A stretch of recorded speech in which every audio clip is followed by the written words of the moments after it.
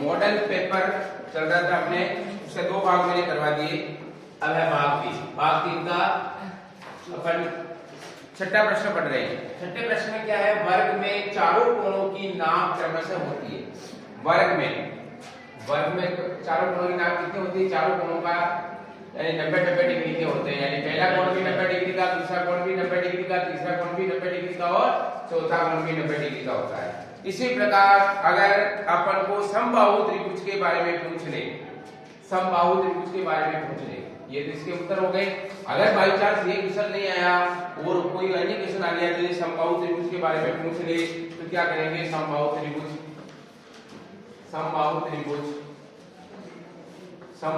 एक क्या होता है? ऐसा त्रिभुज जिसके तीनों कोण समान होते हैं उसको समबाहु। अगर तीनों कोण समान है, तीन भुजा समान, 3 भुजा और 3 कोण दोनों समान होंगे, यानी प्रत्येक कोण कितने डिग्री का होगा? 60 डिग्री का होगा। इसी क्रम को मैं आगे बढ़ाऊं कि जैसे त्रिभुज के तीनों कोणों का योग कितना होता है, अगर ऐसा कोई क्वेश्चन पूछ ले, जैसे जो तुम्हारे क्वेश्चन पूछ रहे हैं उसमें जितने प्रकार के प्रश्न हैं वो सारे के बता रहा हूं। अब वर्ग का आ गया तो वर्ग के चारों कोणों का माप 90 डिग्री। इसी प्रकार अगर आयत का आ गया तो आयत के चारों कोणों का माप भी होगा 90 डिग्री। अब मैं बता दूं, ये जैसे त्रिभुज के तीनों कोणों का योग क्या होगा, तो इसका एक फार्मूला होता है अंतःकोणों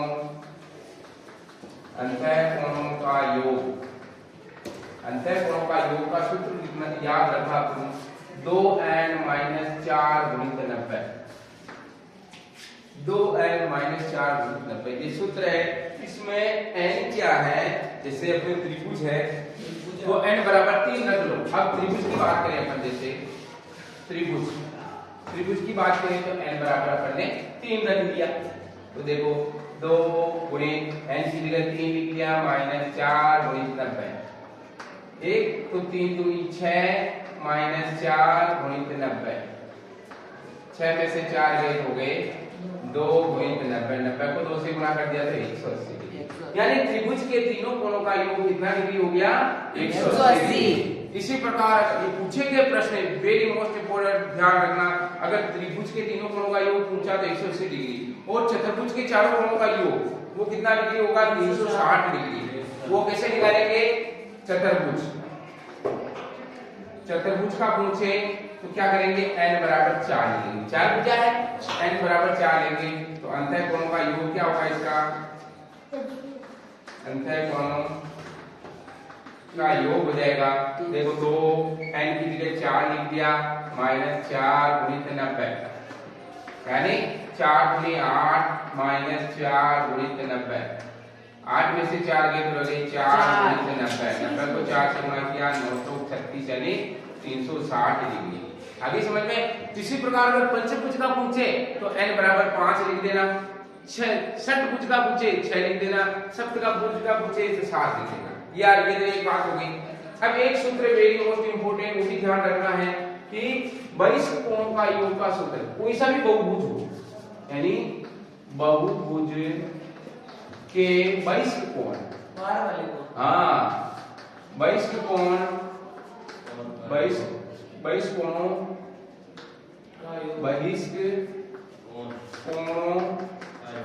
का योग का सूत्र होता है 360 डिग्री। कोई सा भी बहुभुज हो, जैसे मैं बात कर रहा हूँ, जैसे त्रिभुज की बात करूँ मैं, अब त्रिभुज में बहिष्ठ कोण क्या होता है? इस त्रिभुज की क्रमशः भुजा को आगे बढ़ाने पर, जैसे इस भुजा को मैंने आगे बढ़ा दिया, इस भुजा को आगे बढ़ा दिया और इसको ये बढ़ा दिया, ये कोण बहिष्ठ कोण हो, समझना आराम से। ये कोण बहिष्ठ कोण हो गया और ये कोण बहिष्ठ कोण हो गया।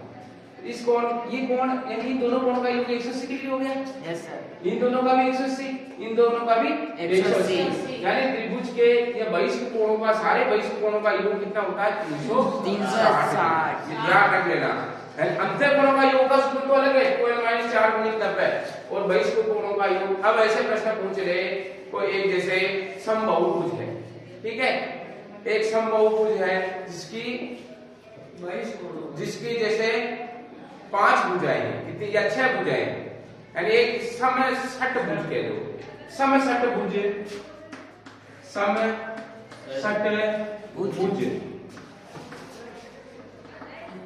के बाह्य कोण या बहिष्ठ कोण, बाह्य कोण या बहिष्ठ कोण कितना होगा प्रत्येक समषटभुज का प्रत्येक बाह्य कोण या बहिष्ठ कोण कितना होगा, तो 360 में किसका भाग देंगे, समषटभुज यानी 6 का भाग दे देंगे, तो कितने आएंगे 6 36 60 डिग्री का कोण आ जाएगा। समषटभुज में क्या किया, समषटभुज का मतलब 6 भुजाओं वाला भाग, उसमें प्रत्येक बहिष्ठ कोण का मान निकालना, कैसे निकालेंगे 6 का भाग है, ये तुम्हारे बिल्कुल क्लियर हो गया। चलो ये जितने भी प्रकार के क्वेश्चन बनते हैं सारे मैंने बता दिए। त्रिभुज के तीनों अंतःकोणों का योग 180 डिग्री, ठीक, चतुर्भुज के 360 डिग्री, पंचभुज का आ जाएगा 540, इस प्रकार आ जाएंगे, सूत्र याद रखना। बहिष्ठ कोणों का योग, त्रिभुज के बहिष्ठ कोणों का योग भी 360, चतुर्भुज के बहिष्ठ कोणों का योग भी 360, पंचभुज का कोई सा भी बहुभुज हो लेकिन उसके बहिष्ठ कोणों में यानी बाह्य कोणों का माप कितना होता है, माप का योग 360 डिग्री होता है। चलो इसको उतारो। ओके, अगला क्वेश्चन है, देखो 225 का वर्गमूल होगा। वर्गमूल होने के लिए सबसे पहले मैं पूरी चीज बता देता हूं कि वर्गमूल के अंदर या वर्ग संख्याओं में इकाई का अंक क्या क्या होता है। जैसे एक ने एक से गुणा किया 1, 2 दूनी 4, इकाई का अंक। वर्ग संख्या में इकाई अंक, इकाई अंक क्या क्या होगा, 1 को 1 से गुणा किया 1, 2 दूनी 4, 3 दिया 9, 4 चौको 16, 5 25, ये देख 1 को 1 से किया 1, 2 दूनी 4, 3 दिया 9, 4 चौक 16 का इकाई का अंक लिख रहा हूं केवल 6, 5 25, 6 चौक 36 का वापस 6, 7 7 49 का इकाई का अंक 9, 8 64 का 4, 90 81 का 1 और 10 का 0, यानी 1 4 9 6 5 0। ये संख्या 1 2 3 4 5 6। अगर ये 6 अंक है तो संभावना क्या बन जाती है कि वो पूर्ण वर्ग संख्या हो सकती है। ठीक है, एक चीज और ध्यान रखना, अगर जैसे 0 आ रहा है तो हमेशा 0 की संभावना कब बनेगी, जब 2 बार 0 हो या 4 बार 0 हो या 6 बार। जैसे आप तुमको कह देंगे 6 बार, क्या ये पूर्ण वर्ग संख्या हो सकती है, तो नहीं हो सकती, वैसे पता लग गया क्योंकि 3 0 आ रहा है। जैसे मैंने लिख दिया मैंने 1600, ठीक है, तो 2 0 है तो इसका मतलब हो सकती है, संभावना तो है। 4 प्रश्न उत्तर देंगे, फटाफट क्लिक कर देंगे 1600 पे, ये पूर्ण वर्ग संख्या है, 2 0 है। अगर मैंने लिख दिया मैंने 1 लिख दिया मैंने 71, 1 लिख दिया मैंने 8, 1 लिख दिया मैंने 72 और 1 लिख दिया मैंने 81, तो कौन सी संख्या हो सकती है, 2 तो किसी में होता ही नहीं, एक हो सकता है, संभावना ही बन जाती है ना, वो फटाफट जवाब देना। ठीक है, ये तो हो गई तुम्हारे इकाई की संख्या की बात। अब आता है अब वर्गमूल पे चलते हैं। वर्गमूल को 2 विधि से हल कर सकते हैं। एक तो अभाज्य गुणनफल विधि, वर्गमूल को 2 विधि से हल कर सकते हैं। एक तो होती है तुम्हारे अभाज्य गुणनफल विधि, अभाज्य गुणनफल विधि, और दूसरी होती है भाग विधि। दोनों विधि से बता देता हूं मैं। 225 का वर्गमूल निकालना है, अभाज्य गुणनफल विधि से बता रहा हूं। 225 इकाई का अंक देखो, इकाई का अंक आ रहा है 5 आ रहा तो 2 का भाग नहीं जाता है, क्योंकि 2 का भाग किसमें जाता है, अगर इकाई की संख्या 0 2 4 6 8 हो तो उसमें 2 का भाग जाता है 4 है, ठीक है, लेकिन इसमें 2 का भाग नहीं जाता है। फिर 3 का देखना है, अभाज्य संख्याओं का देखते हैं, पहले 2 का भाग देके देखते हैं, फिर 3 का, फिर 5 का, फिर 7 का। तो फिर अब 3 का देके देखो, 3 का भाज्यता का नियम क्या कहता है, प्रत्येक अंक को जोड़ेंगे, 5 अंक 7 अंक 9 हो रहे हैं, इसका मतलब 3 का भाग है, ठीक है, तो 3 का भाग 5 अंक 7 अंक 9 में 3 का भाग जाता है, तो फिर पूरी संख्या में 3 का भाग जाएगा, तो 3 का भाग दे दो इसमें, तो कितने होंगे 7 किया 21, 1 रहा 5 दिया 15, ठीक। अब देखो वापस दोनों देखिए, 7 5 12 आ रहे, 12 में 3 का भाग जाता है, इसमें 3 का भाग जाएगा, दे दो 3 का भाग, 3 1 3 3 दूनी 6 और 5 दिया 15, 25 आ गई। अब इसमें देखो 5 और 2 7, अब 3 का नहीं जाता, 3 का नहीं जाता तो 3 के आगे वाली वर्ग संख्या कौन सी आएगी? 5। 5 की भाज्यता का क्या नियम क्या कहता है? इकाई की संख्या, इकाई का अंक 0 या 5 हो तो उस संख्या में 5 का भाग जाता है। तो इसमें 5 का दे देंगे, 5 और 25, फिर 5 का दे देंगे, आगे नीचे 1 आ गया। तो अब इसको कैसे करेंगे? 3 गुणित 3 गुणित 5 गुणित 5, एक एक जोड़ा लिखेंगे, यानी 225 का वर्गमूल क्या होगा? एक जोड़ा ले लिया 3 और इसका एक जोड़ा का 5 ले लिया, 5 दिया 15 उत्तर आ जाएंगे। क्या उत्तर आ जाएंगे? 15। ये तो भी हमारे वाले गुणनखंड विधि हो गया, क्लियर हो गया वाले गुणनखंड। अब अपन आगे वाली विधि देखते हैं, भाग विधि। भाग विधि में जैसे अपन ले लिए 676 का वर्गमूल निकालना, तो भाग विधि में करने के लिए क्या करेंगे?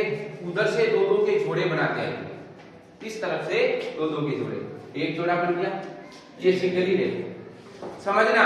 भाग विधि में क्या करेंगे? उधर से जोड़े बनाते हैं, एक जोड़ा बन गया और ये सिंगल रह गया। अब जोड़ा बन गया तो जोड़े में क्या है? किस संख्या को उसी से गुणा करें, किस 6 से ज्यादा नहीं आनी चाहिए।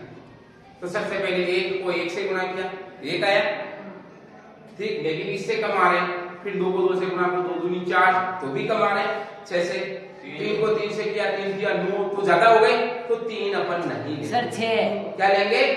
2 लेंगे। 2 को 2 से गुणा किया, 2 दूनी 4, 2 को 2 से गुणा किया, ठीक है, गुणा किया, इन दोनों को गुणा कर दिया, यानी 2 दूनी 4, फिर इन 2 2 2 में से एक तो यहाँ लिख दिया, ठीक, ये हो गया तुम्हारे। अब बाकी निकालो, 6 में से 4 गए तो 2 रह गए और एक जोड़ा यहाँ उतार लो, 4। इन दोनों को जोड़ के यहाँ लिख दो, 2 दूनी 4, ठीक। अब अपन को पता है कि ये पूर्ण वर्ग संख्या है, पूर्ण वर्ग संख्या 6 आ रहा है, तो हो सकती है पूर्ण वर्ग संख्या। तो अब ये इकाई का अंक 6 आ रहा है। 6 किस किस में आता है? 4 चौक 16, यानी या तो 4 4 आएगा या फिर 6 6 36 आएगा। ध्यान है बच्चों, इकाई की संख्या 6 कब आती है? जब 4 को 4 से गुणा करेंगे, 4 चौक 16, या फिर 6 को 6 से करेंगे, 6 6 36। पहले 4 रख के देखते हैं, 4 को 4 से गुणा करो, 4 चौक 16 का 6 हसन का 1, 4 चौक 16 1 17, नहीं आ रहे, 4 नहीं है, फिर क्या आएगा? 6, 4 नहीं आ रहा, तब क्या लेंगे? 6, यहाँ भी 6 ले लो, यहाँ गुणा करो, 6 4 36 का 6 हसन के 3, 6 चौका 24 30 27 आ गए, आ गए। अब इसे घटा दो, ये 0 आ गए और 2 6 में से 1 6 इधर ले लो, तो अपना वर्गमूल क्या आ गया? 26, वर्गमूल आ गया 26, ये उत्तर आ गया। ये तुम्हारे सबकी समझ में आ गया। इसी प्रश्नावली का एक आता है तुम्हारे पाइथागोरियन ट्रिक, वो भी बता दूं मैं, तो तुम्हारे सारा रिपीट हो जाएगा। Pythagorean trick, Pythagorean trick. अब देखो पाइथागोरियन ट्रिक होता क्या है? पाइथागोरस नाम का वैज्ञानिक हुआ था, उसने इसको दिया। पाइथागोरस ट्रिक क्या होती है? जैसे एक त्रिभुज है ABC, 90 डिग्री के सामने वाली भुजा कर्ण कहलाती है, ये भुजा लंब कहलाती है और ये भुजा आधार कहलाती है। तो इन तीनों में संबंध क्या है? प्रश्न आएगा, पाइथागोरस प्रमेय क्या है? तो कर्ण का होल स्क्वायर बराबर क्या होता है? कर्ण का होल स्क्वायर बराबर आधार का होल स्क्वायर प्लस लंब का होल स्क्वायर। ये वीडियो आराम से 2 2 3 3 बार देखना, तभी तुम्हारे बढ़िया मार्क्स आएंगे। हर, क्योंकि जितने प्रकार के क्वेश्चन बन रहे हैं सारे बता रहा हूं मैं। कर्ण का होल स्क्वायर बराबर आधार का होल स्क्वायर प्लस लंब का होल स्क्वायर, इसी से अपना पाइथागोरस ट्रिक बन रहा है। जैसे कोई संख्या दे दी, कोई संख्या दे दी अपन को 14, कोई संख्या दे दी, तो इसके अन्य पाइथागोरस ट्रिक निकालो। तो पाइथागोरस ट्रिक क्या होता है? 2m m स्क्वायर प्लस 1 और m स्क्वायर माइनस 1, ये पाइथागोरस ट्रिक का सूत्र है। पाइथागोरस ट्रिक का सूत्र क्या? पहली संख्या 2m होगी, दूसरी संख्या क्या होगी? m स्क्वायर प्लस 1 होगी, तीसरी संख्या m स्क्वायर माइनस 1 होगी। अब प्रश्न हमारा बन रहा है कि अगर एक संख्या क्या है? एक संख्या 14 है, तो अन्य संख्याएं, अन्य पाइथागोरस ट्रिक ज्ञात करो। अन्य पाइथागोरियन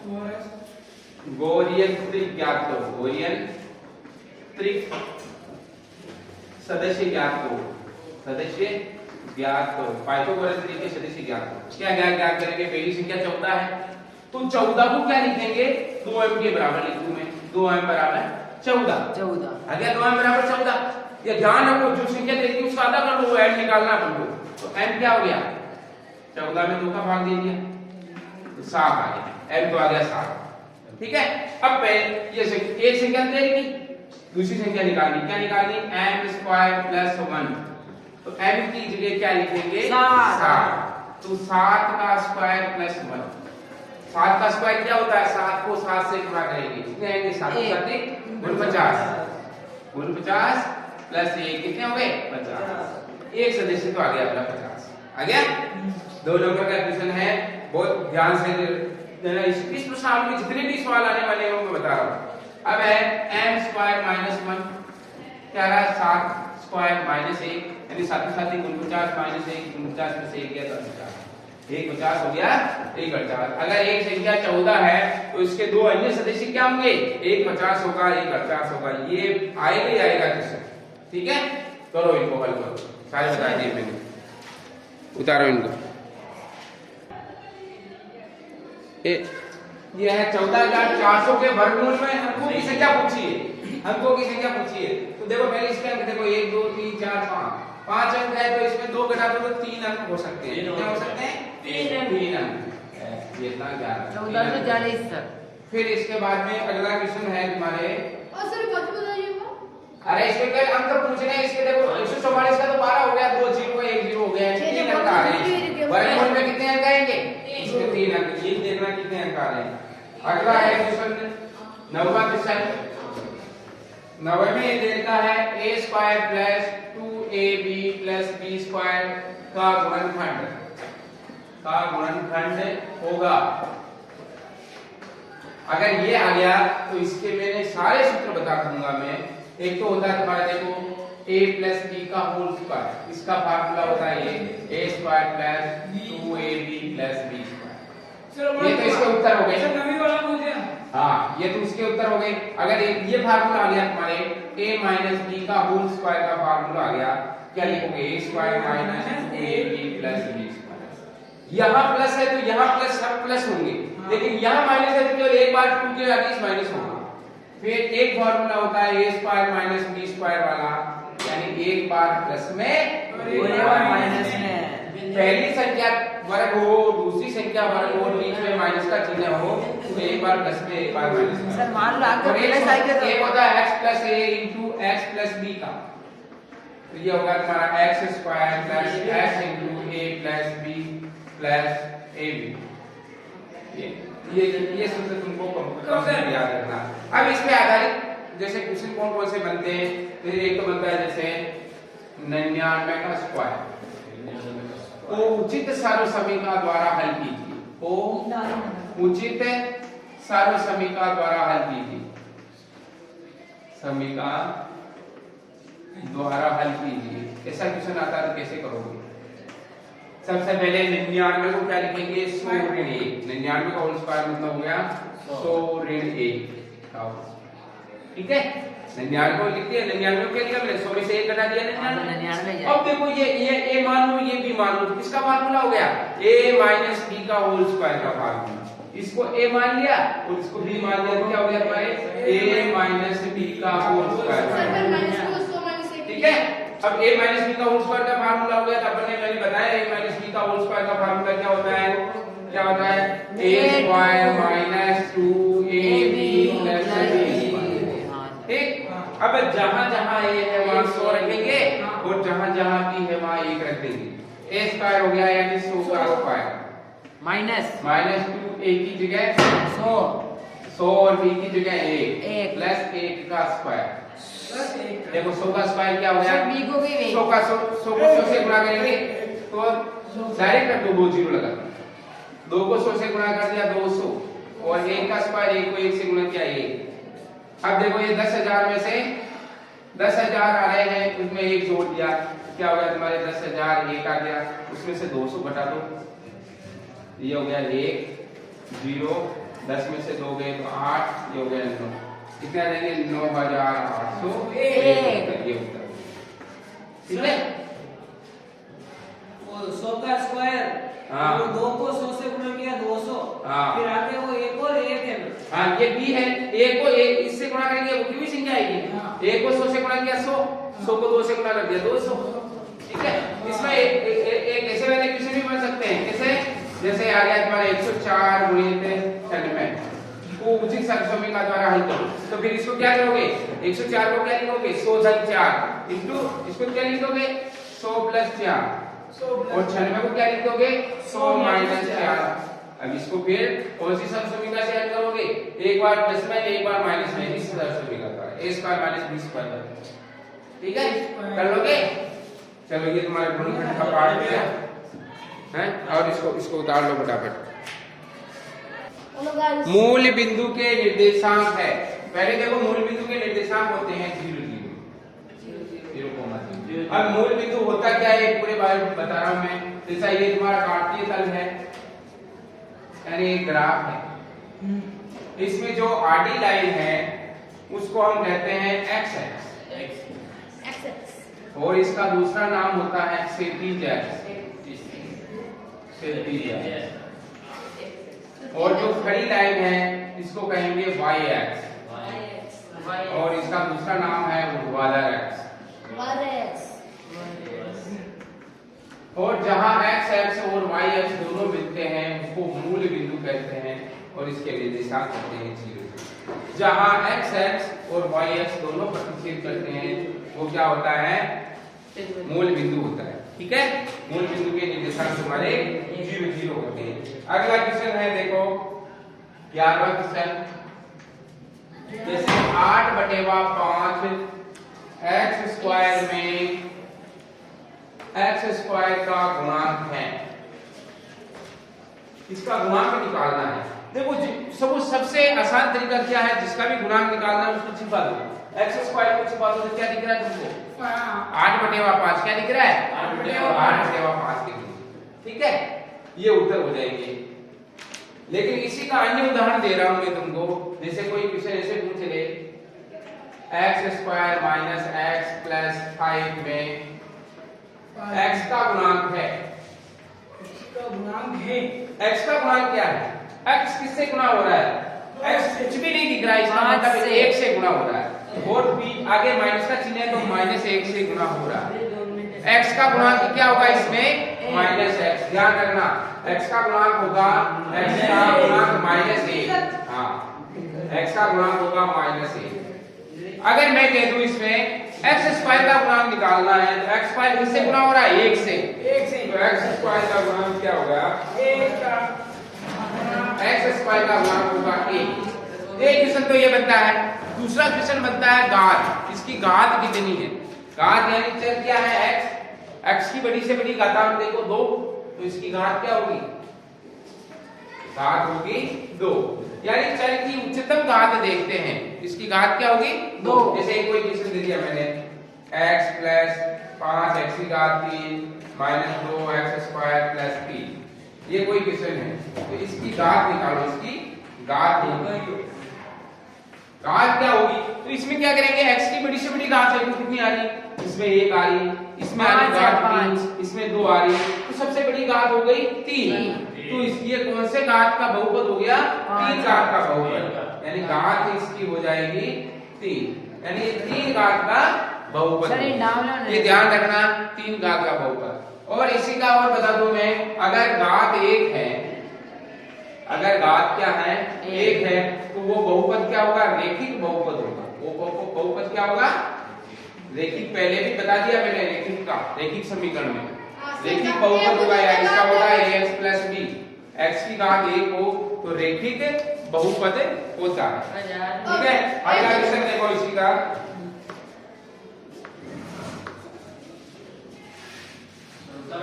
हाँ इसको उतार लो, फिर अगला बताऊंगा।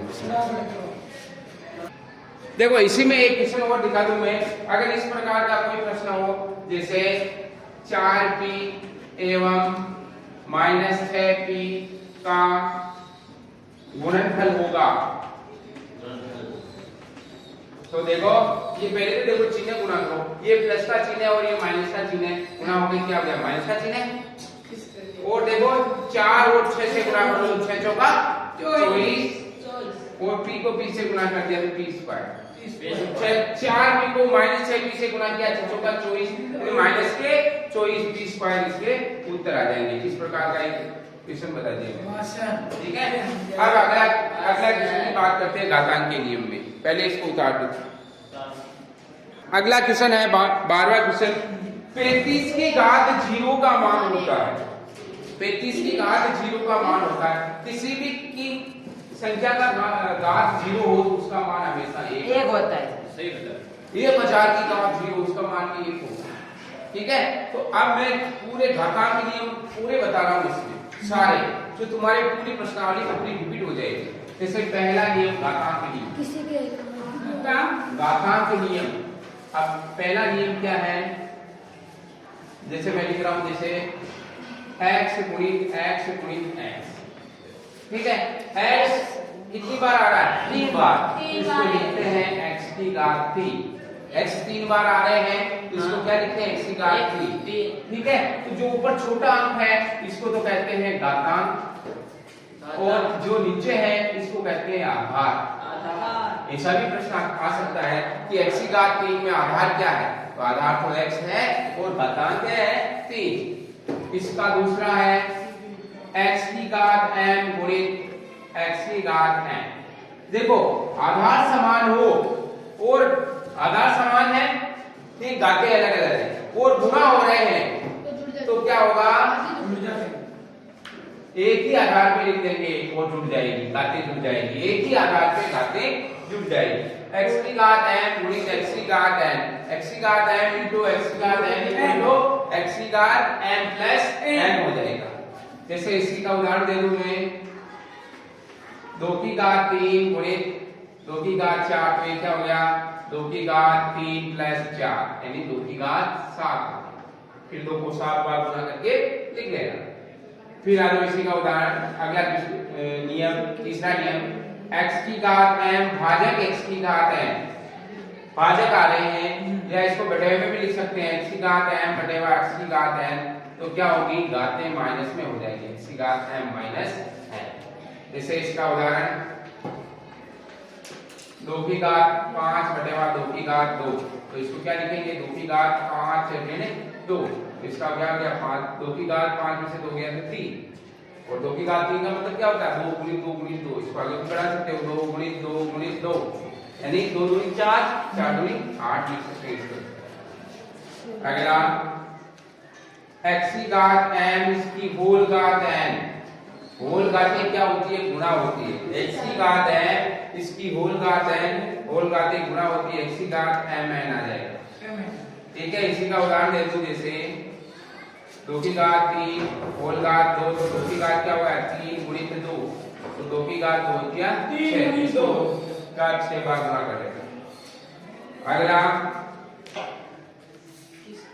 अगला है x की घात -1, x की घात -1, ये वेरी इंपॉर्टेंट। किसी की घात माइनस में है तो इसको हमेशा बटे में लिख देते हैं।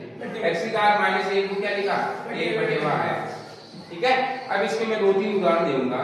इसे एक उदाहरण तो है 3 की घात -1, इसका मतलब हो गया 1 बटे 3। एक मैंने उदाहरण दिया सर ज्यादा नीचे मत करो, ये दी की नहीं। हां, एक ले लो, एक मैंने ले लिया इधर 2 बटे 3 की घात -2, ऐसे लिखा मैंने, इधर ध्यान दो, 2 बटे 3 की घात -2। तो अब इसको घात को हमेशा प्लस में लाने के लिए क्या करेंगे? 3 बटे 2 की घात 2 हो जाएगा, 3 बटे 2 की घात 2। अब 3 बटे 2 की घात 2, तो यानी 3 की घात भी 2, 3 रेज़ टू पावर 2, और 2 की घात भी 2, 2 रेज़ टू पावर 2। तो 3 की घात 2, 3 की 9 और 2 दूनी 4, ठीक है। ये हो गया तुम्हारे क्लियर। फिर आ जाओ अगला, छठा नियम है, x की घात 0 है। किसी की भी संख्या की घात अगर 0 है तो उसका मान आएगा 1। तो जैसे कोई उदाहरण दे दिया 105, इसकी घात 0 आ रही है तो इसका मान भी क्या आएगा? 1। फिर अगला है, अंडर रूट में कोई घात है, अंडर रूट x, इसका मतलब होता है x की घात 1 बटे 12। करनी के चिन्ह में कोई घात आ रही है तो उसकी घात क्या होगी? a बटे वर्ग। इसी प्रकार अगला, अगर ये आ गया, इसके अंदर 3 लिखा हुआ है, इसका मतलब घनमूल निकालना है, इसका मतलब हो गया घनमूल, तो ये x की घात हो गई 1 बटे वर्ग b। ये मैंने सारे प्रकार के तुम्हारे जितने भी घातांकीय नियम हैं सारे नियम मैंने बता दिए, और इन नियम को अच्छी तरह उतार लो, अच्छी तरह याद कर लेना, ठीक है? अब कल टॉपिक कल इससे संबंधित सारे प्रश्न हो जाएंगे, ये याद रखिए। टॉपिक कल करेंगे। सबने ऊपर ले जाओ।